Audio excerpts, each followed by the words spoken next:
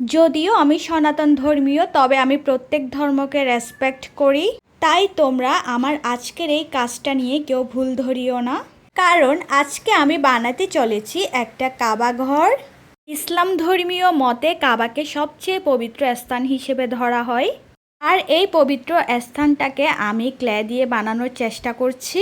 কারণ আমার একটা ফ্রেন্ড খুব আবদার করে আমার কাছ থেকে এই জিনিসটা চেয়েছে যাতে আমি ওকে এটা বানিয়ে দিই।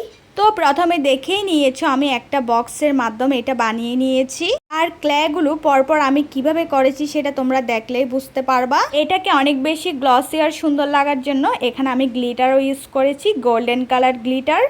আর আমি আমার সাধ্যমতো চেষ্টা করেছি আমার বান্ধবীর জন্য এটা সুন্দর করে বানানোর, আর ওরও নাকি এটা অনেক পছন্দ হয়েছে। এবার কমেন্টে জানাও আমার আজকের কাজটা তোমাদের কাছে কেমন লেগেছে। ভালো লাগলে বেশি বেশি লাইক, কমেন্ট অ্যান্ড শেয়ার করিও। টাটা।